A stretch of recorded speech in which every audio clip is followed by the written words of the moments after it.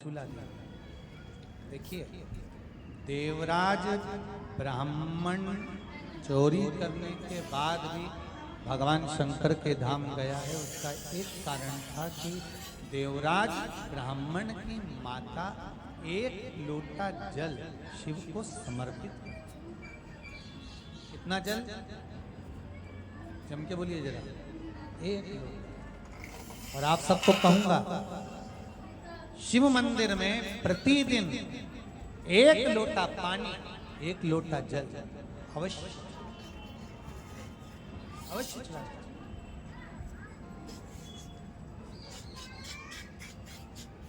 एक लोटा पानी भगवान शंकर को अवश्य। क्या होता है?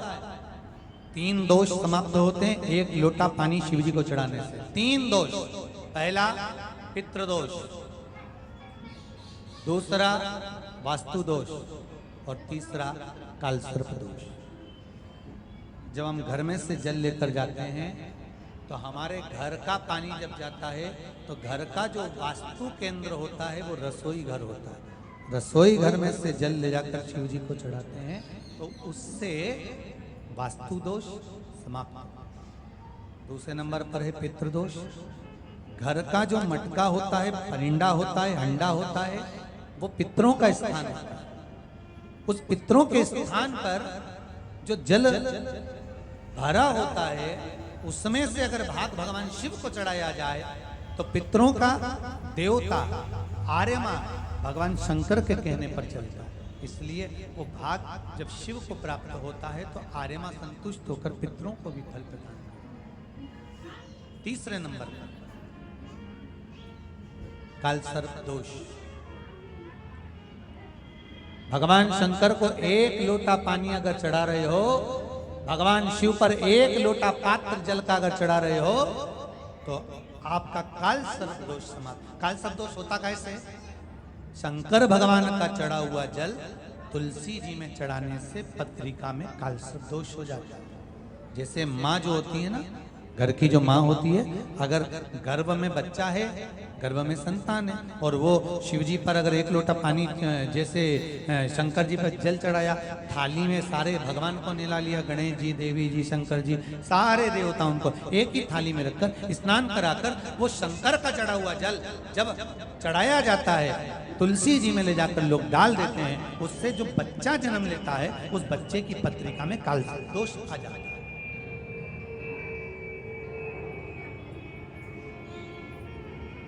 इसलिए शिव महापुराण की कथा कहती है सारे देवताओं को भले एक ही थाली में स्नान करा लो, एक ही पात्र में स्नान करा लो, पर देवाधिदेव महादेव को एक छोटे से पात्र में अलग से स्नान करा लेना चाहिए, अलग से।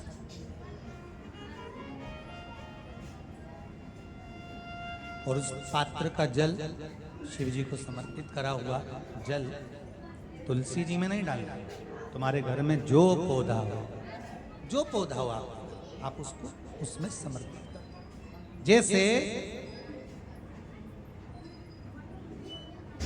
बेलपत्री चढ़ाने के बाद जल चढ़ाना या जल चढ़ाकर बेलपत्र चढ़ाना।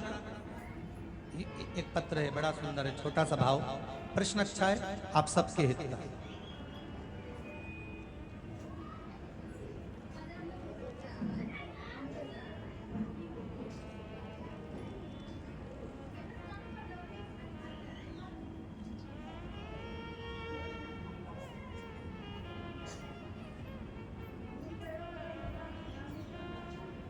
अरुणा जी अग्रवाल जयपुर, झरना जी अग्रवाल जयपुर राजस्थान से इन्होंने प्रश्न किया है, गुरुदेव दूध, कच्चा दूध केवल शिवलिंग पे चढ़ाना चाहिए या पूरे शिव परिवार पे चढ़ाना चाहिए? प्रश्न अच्छा है।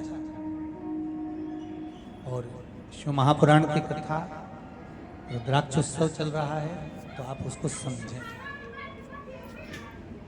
दूध केवल शिवलिंग पे चढ़ाना चाहिए या जो शिवलिंग के आसपास में सभी परिवार विराजमान होता है उस पे भी चढ़ाना चाहिए? अगर लिंग पुराण आप उठाकर देखेंगे तो लिंग पुराण में एक बड़ा सुंदर संवाद आता है जिसमें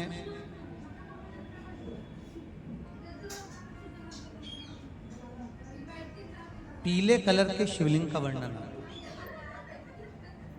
सफेद, लाल, पीला और काला, ये शिवलिंग का आपको पहले वर्णन करा। ब्राह्मण सफेद मट्टी का शिवलिंग बनाता है, वैश्य पीली मट्टी का शिवलिंग बनाता है, क्षत्रिय लाल मट्टी का शिवलिंग का निर्माण करता है, शूद्र काली मट्टी का शिवलिंग का निर्माण करता है। काली मिट्टी के शिवलिंग का निर्माण करता है। ये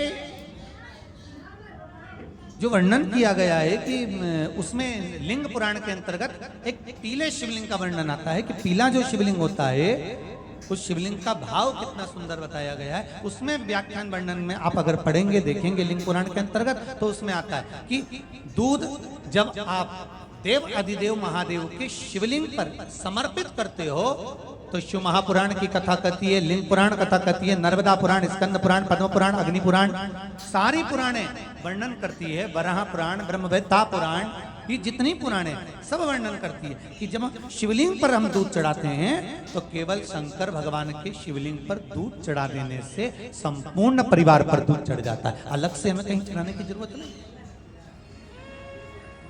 अलग से हमें कहीं दूध ले जाकर चढ़ाने की जरूरत नहीं कि हमें गणेश जी को अलग से चढ़ाना पड़ेगा, देवी जी को अलग से चढ़ाना पड़ेगा, कार्तिकेय जी को अलग से चढ़ाना पड़ेगा या नंदी को अलग से चढ़ाना पड़ेगा। तो जो प्रश्न करा है जन्ना जी अग्रवाल जी ने, जयपुर राजस्थान से हैं, सुंदर प्रश्न करा है। और ये आपको ज्ञात होना चाहिए कि शंकर भगवान पर चढ़ाया गया थोड़ा सा भी दूध जल जो हम भगवान शिव को समर्पित कर रहे हैं वो केवल शिव के लिए नहीं रहता, केवल भगवान शंकर के लिए नहीं है, वो स्वयं 33 कोटि देवताओं को समर्पित हो जाए। स्वयं 33 कोटि देवताओं को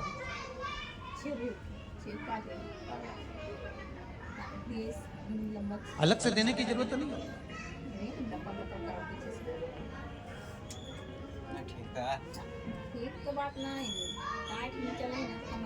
महाराज एक लोटा पानी, बेलपत्री आप शिवलिंग पर पहले चढ़ा रहे हैं, उसके बाद जल चढ़ा रहे हैं। दूसरा, जल चढ़ाने के बाद बेलपत्र चढ़ा रहे हैं।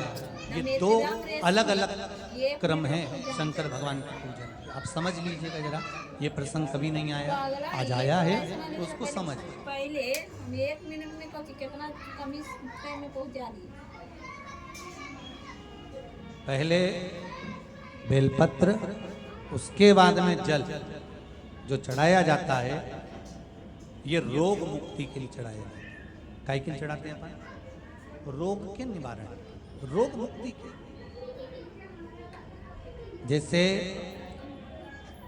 कोरोना महामारी के अंतर्गत अपन सबने स्मरण किया है ऑनलाइन शिव महापुराण में कि एक वर्णन किया था कि अगर ज़्यादा स्वास्थ्य गड़बड़ हो रहा है तो 1 लोटा दूध था और 1 लोटा पानी बेलपत्र रखकर फिर चढ़ाने का उस समय पर वर्णन किया।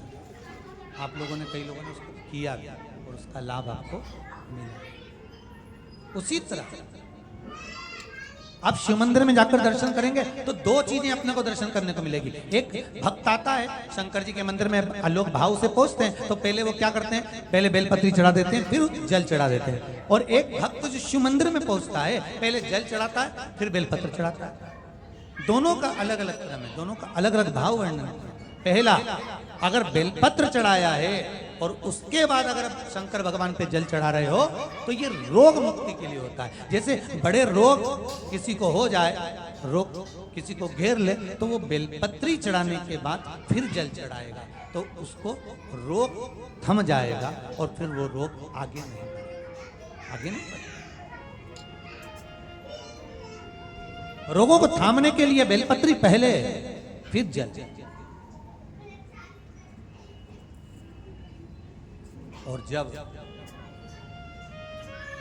कुछ कार्य के लिए आप, सिद्धता के लिए आप, अच्छे कार्य के लिए आप, मन की प्रसन्नता के लिए, आनंदता के लिए आप शिव आराधना कर रहे हो, आप शंकर की आराधना कर रहे हो, तो आप जल चढ़ाकर फिर बेलपत्री चढ़ाओ, उसका लाभ आनंद में।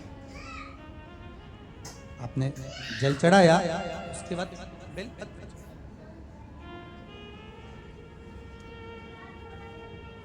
बस एक बात का स्मरण आपको होना चाहिए शिव महापुराण का, कि जब भी आप भगवान शंकर को बेलपत्र चढ़ाते हैं, बेलपत्र समर्पित करते हैं, बेलपत्र समर्पित करते समय प्रयास करा करें कि ये बेलपत्र को जब भी आप समर्पित करें, प्रयास करें कि बीच की जो पत्ती होती है बेलपत्र की, मध्य की जो पत्ती होती है, उसको अंगुष्ठ से पकड़ा जाए। उसके बाद में आप फिर बेलपत्री को शिव पर समर्पित करें, प्रयास करिए। बेलपत्र जो हम भगवान शंकर को समर्पित करते हैं, उसका मध्य जो भाग होता है बेलपत्री का, जो 3 देवताओं का मध्य जो भाग होता है, उसको पकड़कर बेलपत्री को शिव को समर्पित करना चाहिए। पूर्व की कथाओं में यह भी वर्णन किया है कि बेलपत्री की डंडी का मुख कहां होना चाहिए।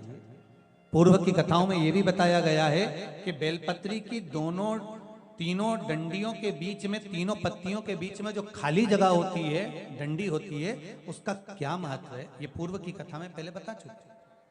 पर आज जो क्रम चल रहा है कथा का, उसमें अपन जो समझ रहे हैं वो ये होना चाहिए कि आप किस कामना से जल चढ़ा रहे हैं, आपके जल चढ़ाने का क्रम क्या है। अगर आप रोग मुक्ति के लिए चढ़ा रहे हैं तो पहले बेलपत्र चढ़ेगी, फिर जल चढ़ेगा। आप कार्य सिद्धि के लिए चढ़ा रहे हैं, पहले जल चढ़ेगा, फिर बेलपत्र चढ़ेगी। और यदि कोई विशेष कार्य है आपका, जो आपको भगवान शंकर से जाकर कहना है, कोई विशेष कार्य, जैसे ब्रह्मलोक में ब्रह्मा है, बैकुंठ में भगवान विष्णु है, पर संसार सागर में, ब्रह्मांड में, मृत्यु लोक में अगर कोई देव है तो वो देव अधिदेव महादेव, वो देव अधिदेव महादेव, दूसरा नहीं।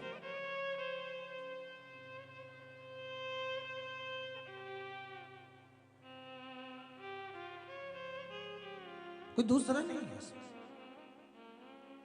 भगवान दया करना, मैं तेरे भरोसे हूँ। भोलेनाथ दया करना, मैं तेरे भरोसे हूँ। ना घर के भरोसे ना परिवार के भरोसे हो, सब गाइए।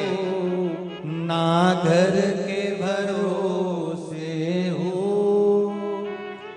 ना परिवार के भरोसे हो। भोलेनाथ दया करना, मैं तेरे भरोसे हूँ। भोलेनाथ दया करना, मैं तेरे भरोसे हूँ। जिसको एक भरोसा होता है शंकर का, भगवान का एक भरोसा होता है, दिखता नहीं है, दिखता नहीं है। ना इनके भरोसे हूँ, ना उनके भरोसे हो, ना इनके भरोसे हो, ना उनके भरोसे हो। भोलेनाथ दया करना, मैं तेरे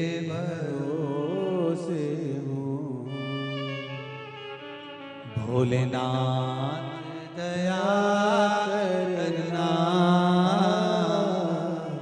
मैं तेरे भरोसे हूँ।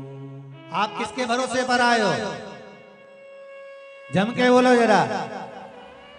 भोले नाथ के।